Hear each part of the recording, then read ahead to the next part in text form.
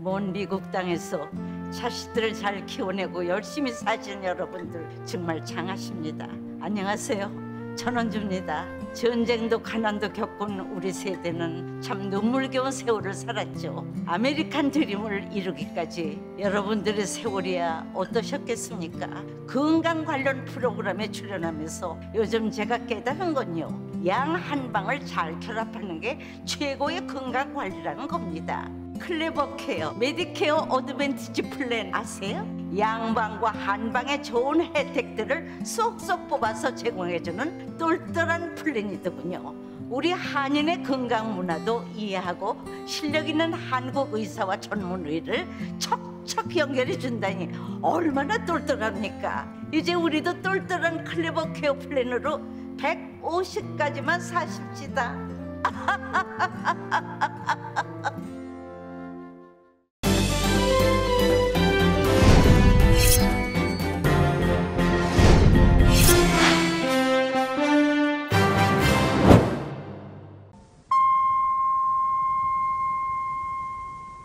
기분 좋은 10월, 여러분의 웃음이 한 달 내내 가득하시길 바랍니다.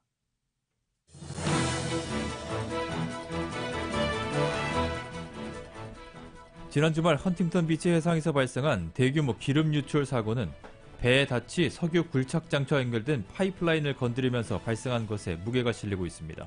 기름 유출 사태 수습을 위해 헌팅턴 비치와 뉴포트 비치 그리고 라구나 비치가 봉쇄되었습니다. 미셸 스틸 의원은 오렌지 카운티를 주요 재해 지역으로 선포해 줄 것을 바이든 대통령에게 요청했습니다. 재택근무가 계속되면서 한인 건설업체도 집을 고치려는 문의가 늘고 있습니다. 하지만 인력난과 원자재 가격 상승으로 공사 진행에 어려움이 많습니다. LAC가 노숙자 텐트 철거를 위해 메가더 공원 일부를 오는 10월 15일부터 10주간 임시 폐쇄합니다. 세계 최대 소셜미디어인 페이스북과 계열사인 인스타그램 그리고 왓츠앱이 오늘 아침부터 오후까지 약 7시간 동안 접속 장애를 일으켰습니다. 척 슈머 민주당 상원 원내대표가 이번 주말까지 부채 한도를 상향하는 조처를 해야 한다고 촉구했습니다. 바이든 대통령은 부채 한도 상향에 비협조적인 공화당을 비난했습니다. 국무부가 유엔 대북 제재의 안전한 이행 필요성을 강조했습니다. 백악관은 연일 남북 협력 가능성을 지지한다는 입장을 밝혔습니다.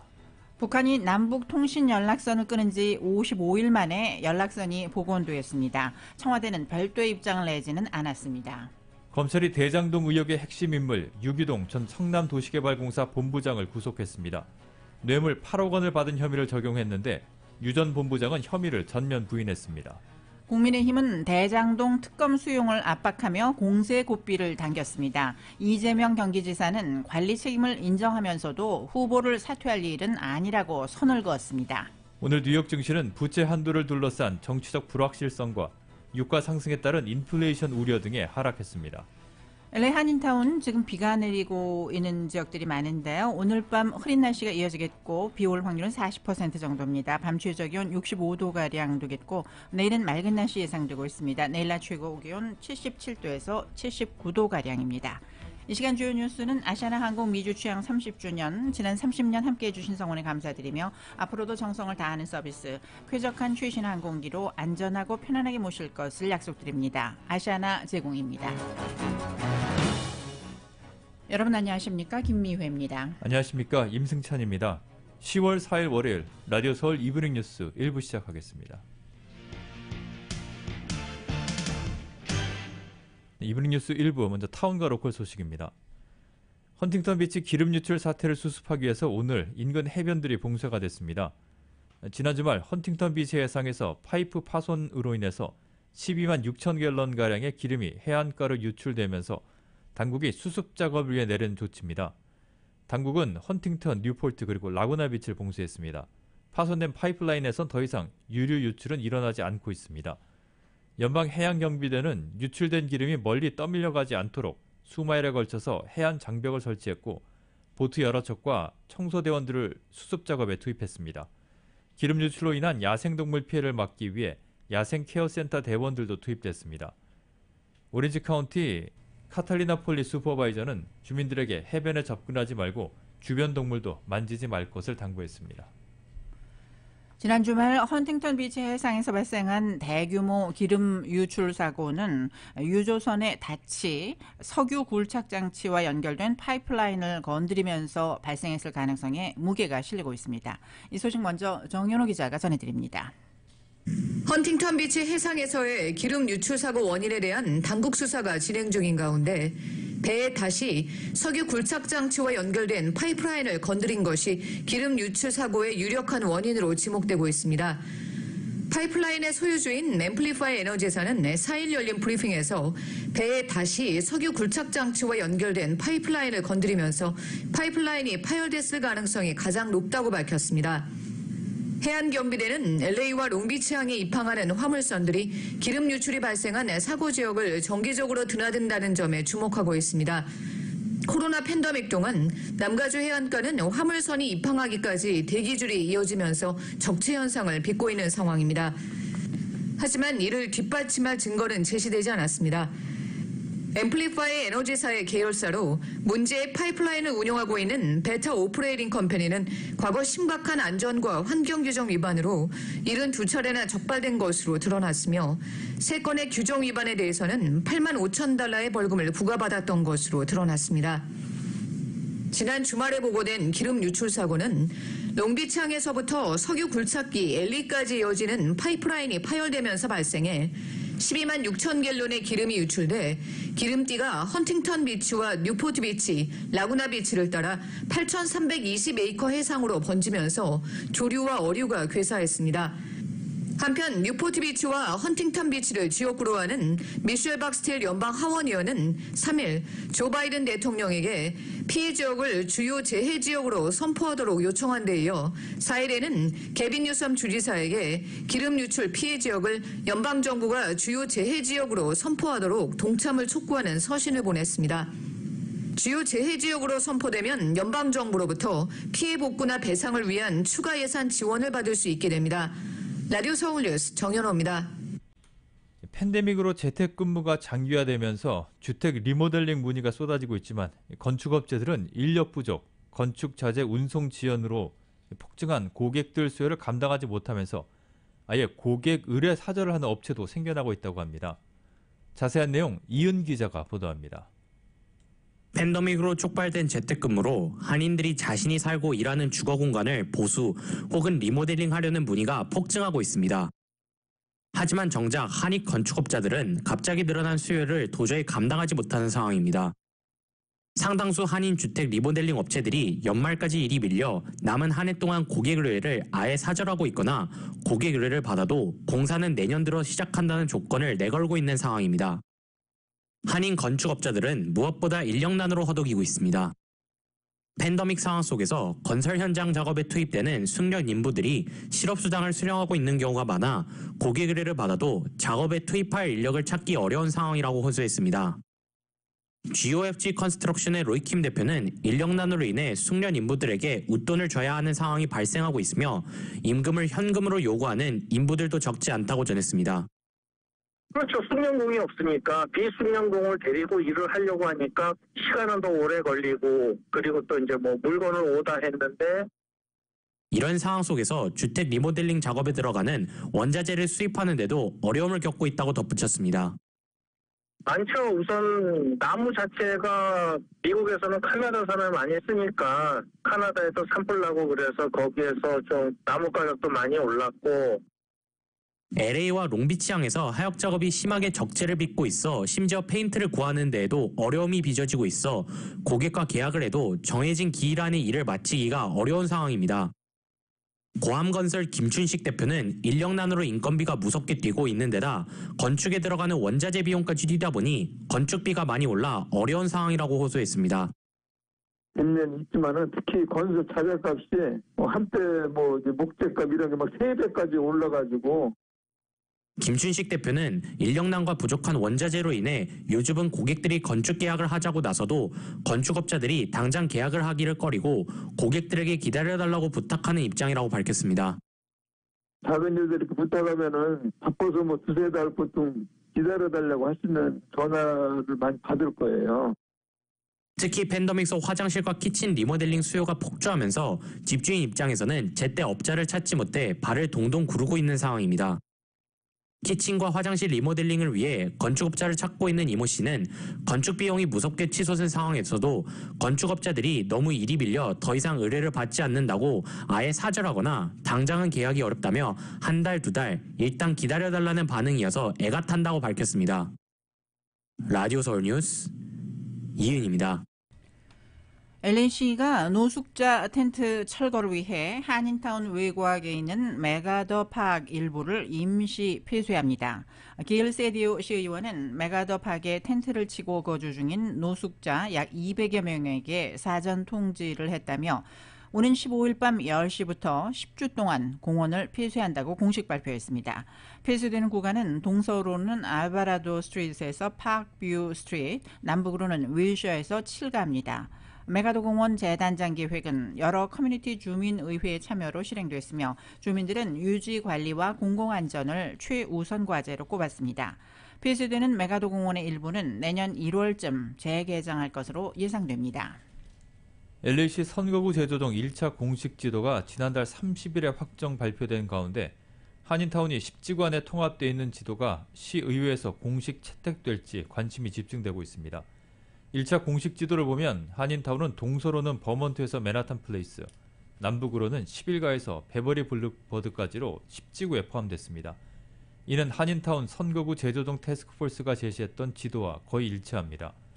태스크포스 측은 선거구 재조정이 최종 승인날 때까지 수정이 반복되기 때문에 최종 승인을 지켜봐야 하지만 한인타운이 단일화되는 데는 문제가 없어 보인다는 입장을 밝혔습니다. LA시 선거구 재조정위원회는 이달 6일과 9일, 13일, 그리고 16일 모두 4번의 공청회를 통해서 1차 공식 지도에 대한 여론 수렴을 거친 뒤 10월 28일 최종 재조정안을 시의회에 제출합니다.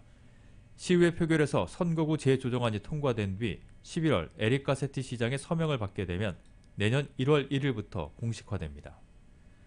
한미연합회가 LA 아시안정의진흥협회와 공동으로 한인 커뮤니티를 대상으로 10월부터 아시안 아메리칸에 대한 인종 혐오와 괴롭힘을 방지하기 위한 제3자 개입 훈련 온라인 프로그램을 실시합니다. 첫 번째 한국어 훈련 프로그램은 오는 7일 목요일 정오에 진행될 예정으로 모든 프로그램은 무료로 누구나 참여가 가능합니다. 이번 훈련 프로그램의 목적은 이웃들이 아시안 혐오 범죄가 발생했을 경우 제3자로서 안전하고 효과적으로 위기 상황에 개입할 수 있는 방법을 교육함으로써 우리 커뮤니티를 더 안전하게 지키자는 것입니다. 참여를 원하는 주민은 한미연합회 웹사이트 www.kacla.org에서 제공하는 줌 링크에 접속하면 됩니다. 자세한 문의는 전화 213-365-5999번으로 하면 됩니다. 한인 가정상담소가 한인 종교 지도자와 커뮤니티 리더들을 대상으로 가정폭력 40시간 전문가 교육과정 수강생을 모집합니다. 교육과정에선 가정폭력의 개요와 역사, 아동학대, 청소년 데이트폭력, 가해자의 책임과 지원, 피해자 상담 및 지원, 안전대책, 그리고 법률 지원 등에 대해서 교육을 합니다. 강의는 주말을 제외하고 오는 18일부터 29일까지 오전 9시부터 오후 1시 모두 40시간 동안 줌으로 진행됩니다. 무료로 진행되는 이번 교육과정에 대한 문의사항은 이메일 mlee@kfmla.org로 하시면 됩니다. 이웃케어 클리닉이 지난달 30일 LA 다운타운 인터컨티넨탈 호텔에서 개최한 설립 35주년 기념 기금 모금 만찬과 시상식을 성황리에 마쳤습니다. 이번 행사에서는 마리아 두라조, 스티븐 브래드포드 가주 상원의원, 미구엘 산티아고 가주 하원의원, 케빈 딜레온 LA시 의원, 마이크 퓨어 LA시 검사장과 리처드 김 검사를 비롯한 의료계 종사자, 정치인, 기업인, 커뮤니티 리더 350여 명이 참석했습니다.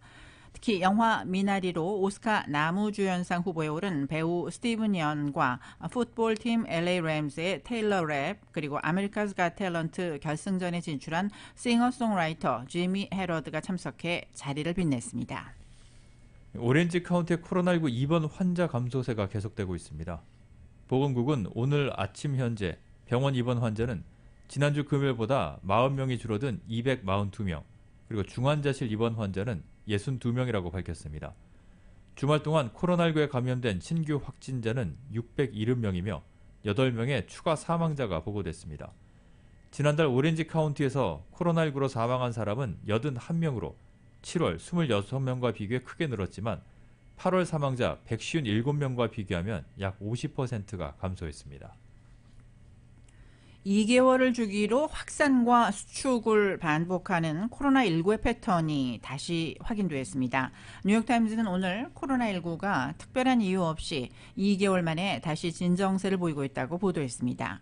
현재 전국적으로 신규 확진자 수는 지난달 1일에 비해 35%가량 감소했으며 전 세계적으로도 신규 확진자 수가 30% 줄었습니다. 특히 중증 환자의 수도 함께 감소한 것으로 나타났습니다. 코로나19 바이러스로 병원에 입원한 환자의 수는 25% 줄었고 사망자 수는 지난달 20일에 비해 10% 감소했습니다. 뉴욕타임즈는 코로나19가 처음 확인된 2019년 말부터 2개월 주기로 확산과 수축을 반복하고 있지만 전염병 전문가들도 2개월 주기의 원인을 밝히지 못한 상태라고 지적했습니다. 계절적 요인과 마스크 의무화, 사회적 어리둥이 같은 사회적 요인을 2개월 주기의 원인으로 지목하는 전문가도 있지만 현상을 설명하는 데는 충분치 않다고 설명했습니다. 라디오 서울 이브닝 뉴스 함께하고 계십니다.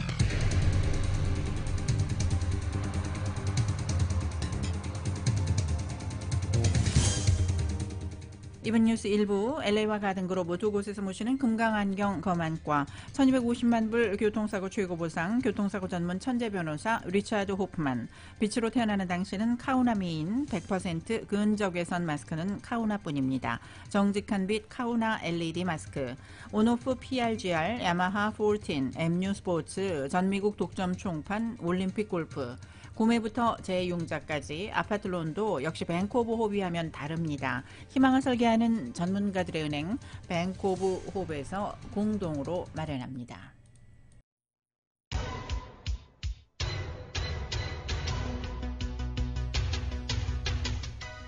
5시 20분 향하고 있습니다. 이 시간 교통 상황 잠시 살펴보겠습니다. 5번 프레이 사우스 방면 10번 이스트와 만나는 구간부터 속도가 많이 떨어지기 시작하고 있습니다. 특히 10번 이스트 방면과 교차하는 구간부터는 5마일에서 7마일 정도로밖에 움직이지 못하면서 느리게 조금씩 움직이고 있는 모습입니다. 파라마운트 블루버드 인근까지 정체 이어지고 있습니다.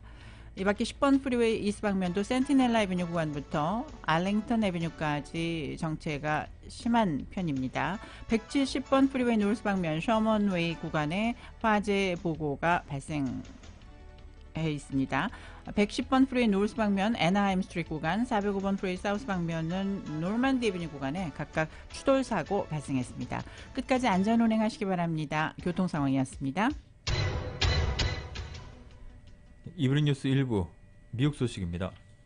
세계 최대 소셜미디어인 페이스북과 계열 서비스인 인스타그램 그리고 왓츠앱이 오늘 접속 장애를 일으켰습니다. 이들 소셜미디어의 메신저와 플랫폼의 웹사이트 또 어플리케이션이 오늘 서버 장애로 정상적으로 연결되지 않았습니다. 접속 장애는 서부 시간으로 아침 8시 40분쯤 시작이 됐다가 오후 3시 30분쯤이 돼서야 복구가 됐습니다. 척 슈머 민주당 상원 원내대표가 이번 주말까지 부채 한도를 상향하는 조처를 해야 한다고 동료 의원들에게 촉구했습니다. 슈머 대표는 오늘 동료들에게 보낸 서한에서 우리 앞에 놓인 과제를 분명히 말하자면 우리는 이번 주말까지 부채 한도를 다루는 법안을 대통령 책상 위에 올려놓아야 한다고 말했습니다.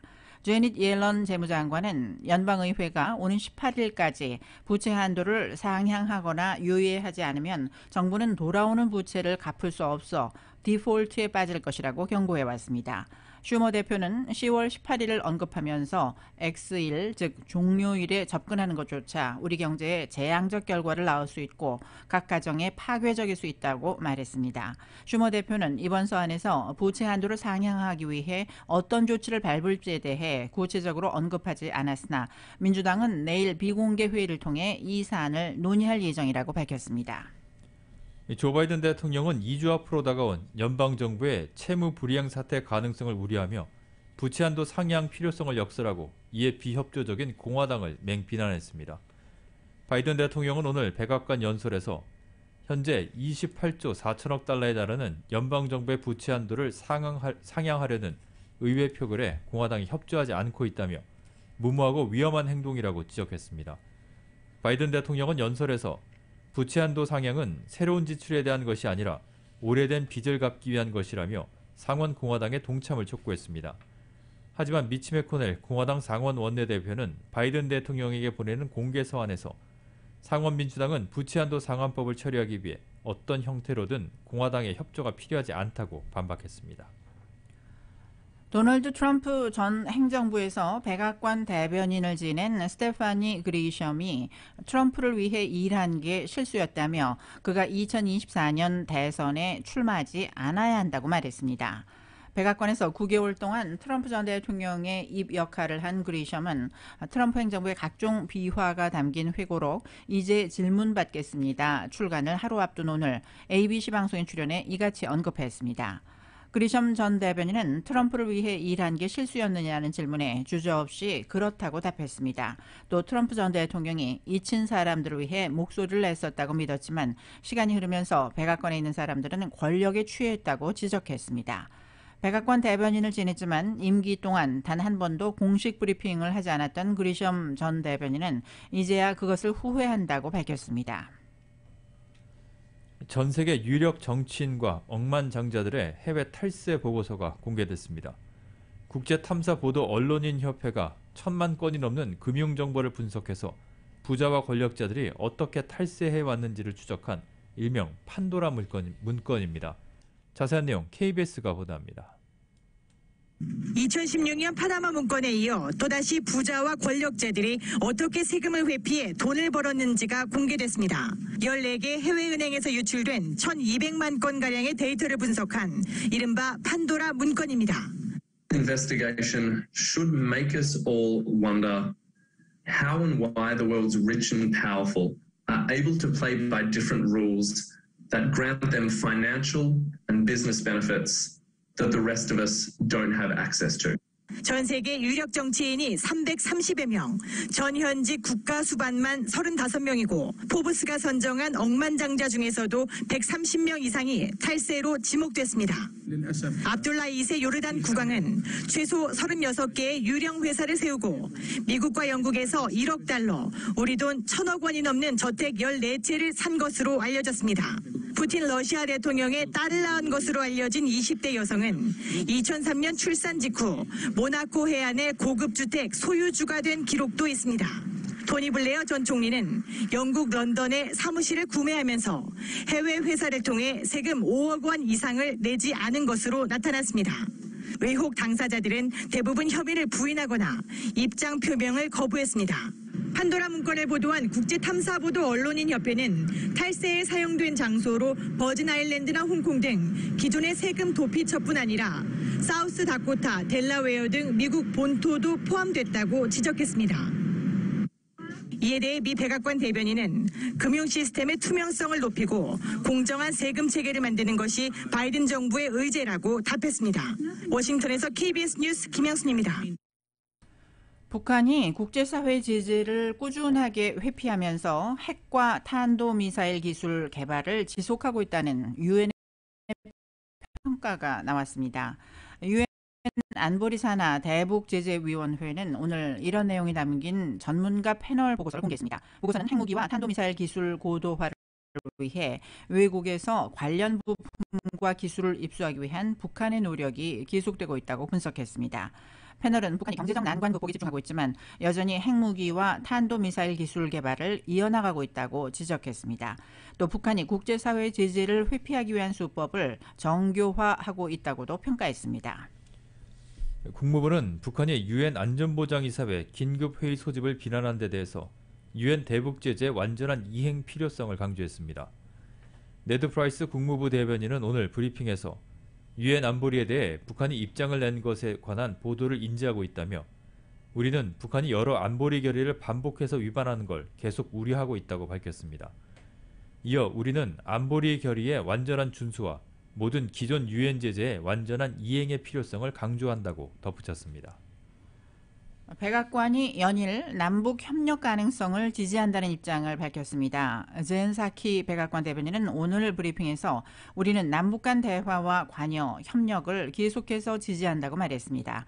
사키 대변인은 이를 위해 한국 파트너들과 계속 협력할 것이라고 강조했습니다. 대변인은 또 우리 목표는 한반도의 완전한 비핵화라며 전제 조건 없이 북한과 만날 준비가 여전히 돼 있다고 밝혔습니다.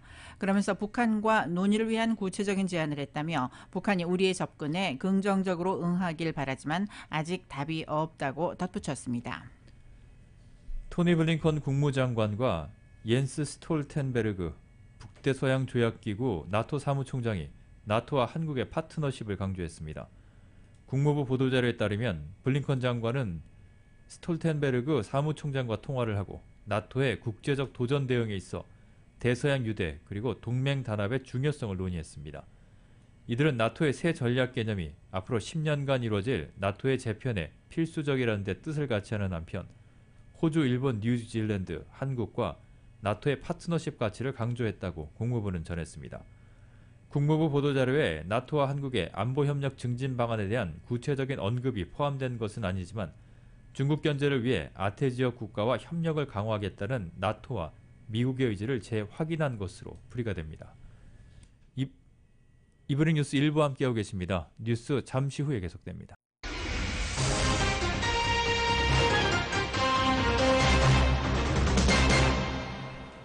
이브닝 뉴스 1부 한국 소식입니다. 경기도 성남시 대장동 개발 특혜 의혹 사건 핵심 인물인 유동규 전 성남도시개발공사 사장 직무대행이 구속됐습니다. 서울중앙지방법원은 한국 시간 일요일 특정경제범죄법상 배임과 뇌물 등의 혐의를 받는 유동규 전 대행에게 구속영장을 발부했습니다. 법원은 증거인멸과 도망의 우려가 있다고 영장 발부 이유를 설명했습니다. 유 전 대행은 대장동 개발 사업자 선정과 수익배당 설계에 관여해 화천대유에 막대한 특혜를 주고 성남시에 그만큼 손해를 입힌 혐의를 받고 있습니다. 또 화천대유 측에 유리하게 수익배당 구조를 설계해주는 대가로 뒷돈을 받아 챙긴 혐의도 받고 있습니다. 검찰이 대장동 의혹의 핵심 인물인 유동규 전 성남도시개발공사 본부장을 구속하면서 뇌물 8억 원을 받은 혐의 등을 적용한 것으로 전해졌습니다. 유 전 본부장 측은 혐의를 전면 부인하고 있습니다. KBS의 보도입니다. 구속된 유동규 전 성남도시개발공사 기획본부장이 받고 있는 혐의는 뇌물과 배임입니다. 검찰은 재직 당시 성남시의 개발 사업에 깊숙이 관여한 유 전 본부장이 사업 관계자들로부터 금품을 받고 특혜를 줬다고 보고 있습니다. 특히 유 전 본부장이 사업을 설계하며 초과이익 환수 조항을 넣지 않았고 이 때문에 화천대유는 막대한 이익을, 성남시 측은 반대로 손해를 봤다는 겁니다. 검찰은 유 전 본부장이 화천대유 대주주 김만배 씨로부터 5억 원, 위례신도시 사업자로부터 3억 원, 이렇게 모두 8억 원을 받았다고 구속영장에 적시한 것으로 알려졌습니다. 검찰이 대장동 외에 성남시의 다른 개발 사업까지도 들여다보고 있는 것으로 보입니다. 2013년 추진된 위례신도시 사업은 화천대유 관계사 천화동인 4호의 실소유주 남욱 변호사가 배우자를 통해 사업 전반에 관여한 정황이 드러나기도 했습니다. 유 전 본부장 측은 뇌물 혐의에 대해 화천대유 김 씨로부터 돈을 받은 적이 아예 없고 배임 혐의도 당시 불가피한 설계였다고 부인했습니다. 유력한 증거가 될 수 있는 유 전 본부장 휴대전화는 검찰이 확보에 어려움을 겪고 있습니다. 검찰은 유 전 본부장이 체포 뒤 조사에서 압수수색 전날 휴대전화를 창밖으로 던졌다고 했다가 나중엔 휴대폰 판매업자에게 맡겨놨다고 말을 바꿨다고 밝혔습니다. 또 유 전 본부장이 해당 판매업자가 누구인지는 말하지 않고 있다고 검찰은 설명했습니다. KBS 뉴스 이재입니다.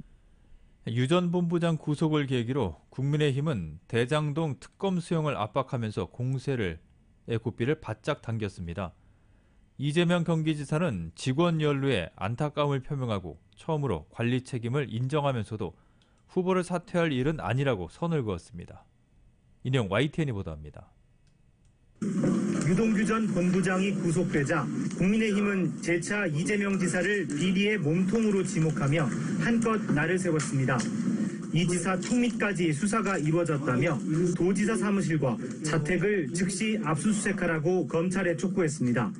또 모든 정황 증거가 이 지사에게 집중되고 있다며 공직과 대선 후보에서 사퇴하고 특검 수사부터 받으라고 맹폭했습니다. 이런 사장이 시켰는데 지금만 구속합니까? 조폭 잡을 때 두목 놔두고 행동대로만 구속하는 것입니까? 이준석 대표도 도보투쟁으로 특검을 촉구하는 방안을 유력하게 검토하며 특검 거부를 분명한 이 지사 흠집내기에 주력했습니다. 국민의힘 대선 주자들 역시 유 씨가 구속된 만큼 이 지사는 도의적 책임이 아닌 형사처분 대상이 됐다고 비난했습니다. 관리자로서의 책임제가 아니라 너무 명백한 거기 때문에 본인이 직접 형사 책임을 져야 되겠죠. 제가 보기에는 이재명 지사 본인이 바로 이 돼지 아니냐 이렇게 생각이 들고 이재명 지사는 딴소리 하지 말고 빨리 특검하고 국정조사를 받아들여서 대장동 의혹을 국민의힘 게이트라고 맞받아치던 이재명 지사는 처음으로 몸을 낮췄습니다. 유 씨가 비리에 연루된 건 임직원 관리를 하지 못한 자기 책임이라고 고개를 숙였습니다. 과거 제가 지휘하던 직원이 또 제가 소관하고 있는 사무에 대해서 이런 불미한 일에 연루된 점에 대해서는 매우 안타깝게 생각합니다. 과도한 개발 수익으로 국민이 상실감을 느끼는 건 역시 깊은 유감이라면서도 이는 제도적 한계와 국민의힘 정치 세력 방해 때문이라고 화살을 돌렸습니다. 또 대장동 사업으로 인한 안타까움엔 공감하지만 사과할 게 아니라 칭찬받을 일이라며 야당의 후보 사퇴 요구도 일축했습니다. 휘하 직원의 개인적 일탈이나 이런 것에 대해서 사퇴를 하면 대한민국 모든 공직자 다 사퇴가 됩니다. 이 지사는 자신에게 권한이 생기면 부산 LCT 사건도 조사해 전부 다 감옥에 보낼 것이라며 한치도 물러서지 않았습니다. 그러나 국민의힘은 대장동 의혹을 모든 상임위 국감장에서 쟁점화하기로 벼르고 있어 여야 간 신경전이 더욱 치열해질 전망입니다. YTN 권민석입니다. 더불어민주당 대권주자인 이재명 지사와 이낙연 전 대표는 수도권 지역 순회 경선과 3차 슈퍼위크를 앞두고 막판 호소전에 나섰습니다. 2차 컷오프를 목전에 둔 국민의힘 대권주자들은 보수 텃밭을 찾아 당심 공략에 힘을 쏟았습니다. YTN입니다. 막바지로 향하고 있는 민주당 대선 경선, 모두 62만 표가 걸려있는 수도권 지역순회 경선과 3차 슈퍼위크만을 남겨두고 있습니다. 대장동 의혹에도 2차 슈퍼위크에서 압승을 거둔 이재명 지사는 승리를 확신하면서도 막판 쐐기받기에 나섰습니다. 서울 지역 공약을 꺼내들며 수도권을 집중 공략했고, 강북 발전을 가로막고 있는 지하철 1호선 지상 구간 지하화해서 서울 시민의 휴식 공간과 일터로 만들겠습니다. 서울 경부고속도로도 지하화하겠습니다. 극적 반전을 노리는 이낙연 전 대표는 이 지사의 홈그라운드 경기도로 향했습니다. 파주 임진각을 찾아 대북 특사 파견 등 외교안보 공약을 발표했고 당원들을 만나서는 현명한 선택을 호소했습니다. 어떤 것이 민주당의 미래를 위해서 당직하는 선택입니다. 8일 2차 컷오프를 앞둔 국민의힘 대권주자들은 보수 텃밭으로 불리는 TK와 PK 지역을 찾아 당심 공략에 나섰습니다. 부산을 방문한 윤석열 전 검찰총장은 문재인 정권을 질타하며 지지층 결집에 나섰고, 국민의 세금이 정상적인 대로 가지 않고 국민의 재산이 수용당해갖고 어떤 성장이 있고 복지가 있겠습니까? 이게 바로 국민 약탈입니다.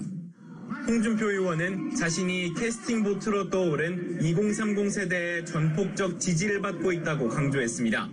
2030 세대가 유권자가 1,500만입니다. 이 젊은 세대들은 적극적으로 자기들이 나서면 세상을 바꿀 수 있다. 이런 생각으로 뭉쳐져 있습니다. 유승민 전 의원은 배신자 프레임 정면 돌파를 시도하며 대구 경북의 지지를 호소했습니다.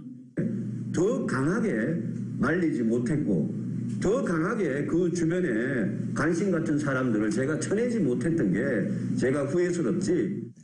지지층 결집에 힘쓰며 연휴를 마무리한 여야 대권주자들 또 한 번 다가올 결전을 준비하고 있습니다. YTN 이경국입니다. 차기 대선주자 선호도에서 이재명 경기지사와 윤석열 전 검찰총장의 격차가 좁혀져 초박빙 접전을 벌이고 있다는 여론조사 결과가 나왔습니다. 한국사회여론연구소가 TBS 의뢰로 지난 1일부터 2일까지 전국의 18세 이상 1,006명을 조사한 결과 이 지사는 28.3%, 윤 전 총장은 28%로 집계됐습니다. 한 주 전에 비해서 이 지사는 1.7%포인트가 하락했고 윤 전 총장은 0.9%포인트가 상승해서 대선 주자 선호도 격차는 0.3%포인트에 불과했습니다. 이어 국민의힘 홍준표 의원이 16.7%, 민주당 이낙연 전 대표가 11.9%로 뒤를 이었고 추미애 전 장관이 2.3%, 유승민 전 의원은 2%, 최재형 전 감사원장 1.8%, 그리고 국민의당 안철수 대표 1.7% 순이었습니다. 이번 조사의 표본 오차는 95% 신뢰 수준의 플러스 마이너스 3.1%포인트입니다. 이브닝 뉴스 1부 함께하고 계십니다. 잠시 후에 경제 소식 이어집니다.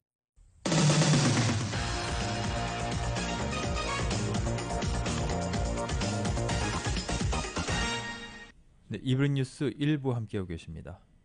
오늘 뉴욕 증시는 부채 한도를 둘러싼 정치적 불확실성과 유가 상승에 따른 인플레이션 우려 등에 하락했습니다. 다우존스 산업평균지수는 지난주 금요일보다 323.54포인트가 하락한 34,002.92로 거래를 마감했습니다. S&P 500 지수는 56.58포인트가 떨어진 4,300.46, 나스닥 지수는 311.21포인트가 밀린 14,255.49로 장을 마쳤습니다. 석유 수출국 기구 오페크가 러시아 등과 함께 주요 산유국들의 협의체인 오펙 플러스가 오는 11월에도 매달 하루 40만 배럴씩 생산량을 늘리는 기존의 증산 속도를 유지하기로 했습니다. 오펙 플러스는 오늘 회원국 장관급 화상회의 후 성명에서 11월에도 기존 증산 합의를 유지하기로 재확인했다고 밝혔습니다. 한 오페크 플러스 소식통은 증산량을 늘리라는 압력이 있지만 제4차 코로나 감염 파동을 우려하는 상황에서 누구도 기존 합의에서 벗어나는 큰 변화를 원치 않는다고 말했습니다. 오펙 플러스가 고유가 행진에도 불구하고 기존 합의를 유지하기로 하면서 뉴욕 상업거래소에서 서부 텍사스산 원유는 배럴당 2.3% 오른 77달러 62센트에 거래되면서 7년 만에 최고치를 기록했습니다. 뉴욕 증시 대표적 기술주인 페이스북이 올해 들어서 최악의 하루를 보냈습니다. 페이스북은 오늘 16달러 78센트가 급락한 326달러 23센트로 거래를 마쳤습니다. 지난해 11월 9일 5% 하락을 기록한 이후 11개월 만에 다시 최대 하락폭입니다. 마켓와치는 오늘 페이스북의 급락이 페이스북 내부 고발자가 CBS의 시사 프로그램 60minutes에서 스스로 신원을 공개한 후폭풍이라고 진단을 했습니다. 페이스북이 가짜 뉴스 대책 등에 대해서 투자자들에게 거짓 정보를 제공했다고 주장한 호거는 의회에 출석해서 증언을 할 예정입니다. 바이든 행정부가 트럼프 전 행정부 시절의 고율 관세 유지와 1단계 무역 합의 준수를 내세운 대중국 통상 전략의 골격을 공개했습니다. 동맹과의 긴밀한 협력을 통해 중국과의 경쟁에 나서겠다는 뜻도 분명히 했습니다. 워싱턴에서 YTN 특파원입니다. 캐서린 타이 미국 무역대표부 대표가 대중 통상정책의 세부를 처음으로 공개했습니다. 트럼프 전 행정부 시절인 지난해 1월 체결된 미중 1단계 무역 합의를 이어가겠다는 뜻을 밝혔습니다. 중국이 지난해와 올해 미국 제품과 서비스를 2017년 대비 2천억 달러 추가 구매하겠다고 한 합의를 준수하도록 하겠다는 겁니다. 지금까지 중국의 이행률은 60%가량인 것으로 파악되고 있습니다. 필요한 모든 수단을 동원할 것이라고 압박했습니다. And we will use the full range of tools we have and develop new tools as needed to defend American economic interests from harmful policies and practices.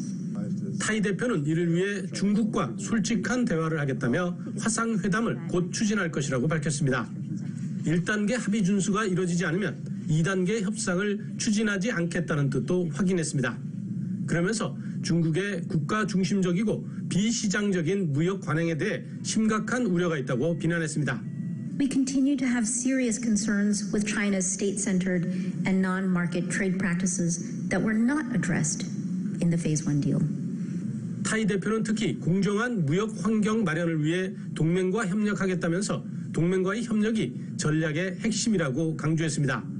다만 중국과의 무역 긴장 심화가 미국의 목표는 아니라고 선을 그었습니다.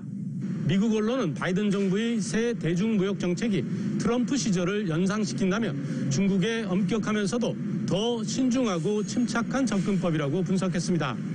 워싱턴에서 YTN 강태욱입니다. 포드 자동차의 9월 판매량이 전월에 비해 큰 폭으로 늘었지만 트럭과 승용차 부분의 전년 대비 판매량은 줄어든 것으로 집계됐습니다. 포드는 지난달 소매 판매가 5만 2천 대 주문을 기록하면서 8월에 비해서 34% 증가했다고 밝혔습니다. 링컨 브랜드의 판매는 노틸러스 SUV 차량에 대한 강한 수요로 월간 기준 53% 증가했습니다. 그러나 소매 판매는 2020년 9월에 비해서 21% 감소하면서 전년 대비는 감소세를 보였습니다.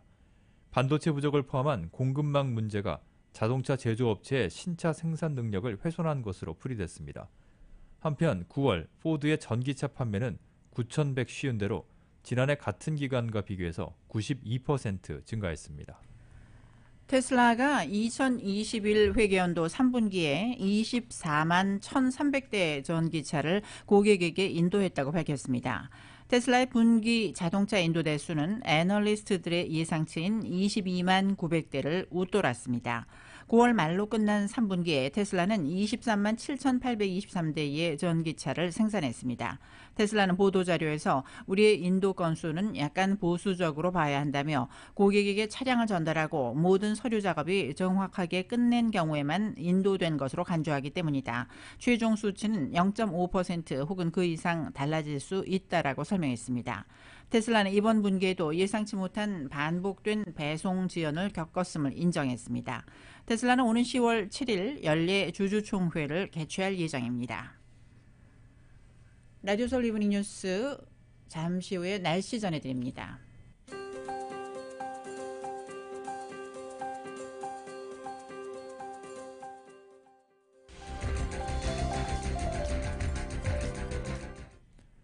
네, 스포츠 소식 정리해드립니다. 먼데이 나잇 풋볼 LA 차저스와 라스베가스 레이더스와의 경기 이제 막 킥오프가 됐습니다. 원래는 이 경기 5시에 시작될 예정이었었는데요. 이 소파이 스타디움 잉글우드 지역에 강한 비가 내리면서 50분 정도 딜레이가 됐습니다. 메이저리그 소식입니다. LA 다저스의 무키 매치 선수가 2년 연속 유니폼 판매 1위를 기록했습니다. 메이저리그 공식 홈페이지 MLB.com은 공식 온라인 쇼핑몰을 인용해서 배치의 이름이 새겨진 유니폼 상의가 지난해에 이어서 올해도 가장 많이 팔렸다고 밝혔습니다. 배치의 뒤를 이어서는 샌디에고 파드레스의 페르난도 타티스 주니어 선수가 유니폼 판매 2위를 기록했고 3위는 아틀란타의 로날드 아쿠냐 주니어 그리고 4위는 뉴욕 매치의 하비에르 바이스가 차지했습니다. 메이저리그 유니폼 판매 순위에서 최상위 4명이 각자 다른 국적 선수인 것은 처음입니다. 다저스의 에이스 클레이튼 커쇼는 유니폼 판매 5위에 올랐고 코디 벨린저가 6위 그리고 유격수 코리 시거가 8위에 오르는 등 랭킹 10위 안에 4명이 모두 포진하면서 최고 인기 구단임을 입증했습니다. 또 올 시즌 투타에 걸쳐서 맹활약을 펼친 LA 엔젤스의 오타니 쇼헤이는 유니폼 판매 순위 9위를 기록했습니다. 메이저리그의 포스트 시즌이 내일 아메리칸 리그 와일드카드 경기를 시작으로 시작이 됩니다. 와일드카드 경기는 동부지구 2, 3위 팀 보스턴 레드삭스, 뉴욕 양키스 한판으로 펼쳐지는데 보스턴의 홈구장에서 열립니다. 선발 투수는 뉴욕에는 게리 콜, 그리고 보스턴에서는 네이선 이볼디가 내정됐습니다. 경기는 LA 시간으로 내일 오후 5시에 시작됩니다. 내셔널리그 와일드카드 경기는 LA 다저스와 세인트루이스 카디널스가 맞붙게 됩니다. 경기는 수요일 오후 5시 10분 다저스 스타디움에서 열리며 다저스에서는 맥스 슈어저 그리고 세인트루이스에서는 아담 웨인라이츠가 선발로 예고됐습니다. 아메리칸 리그 디비전 시리즈는 목요일인 7일 그리고 내셔널리그의 디비전 시리즈는 금요일인 8일부터 시작됩니다.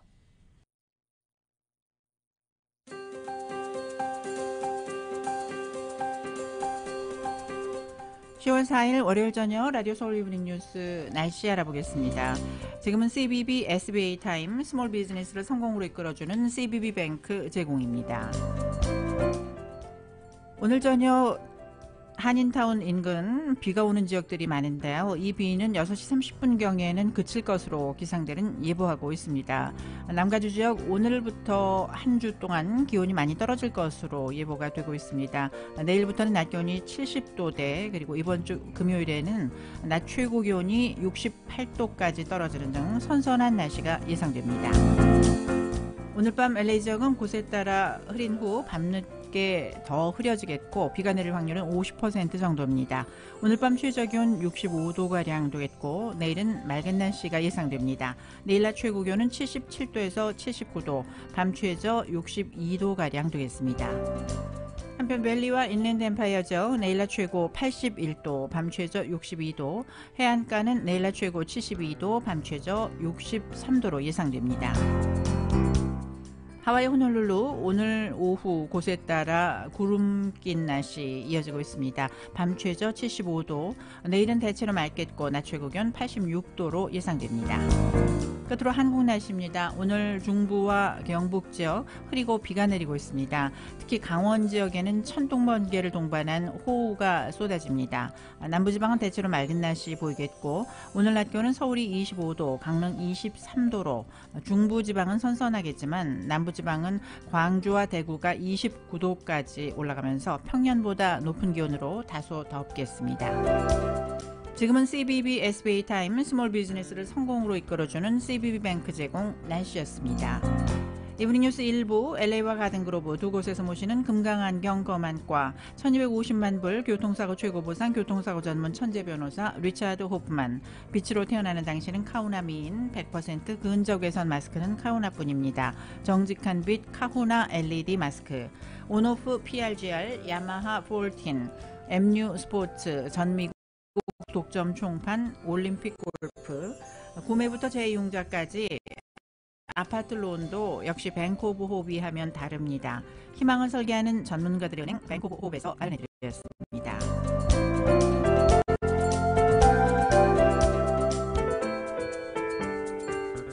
라디오 서울 이브닝 뉴스 잠시 후 6시부터는 2부가 진행됩니다.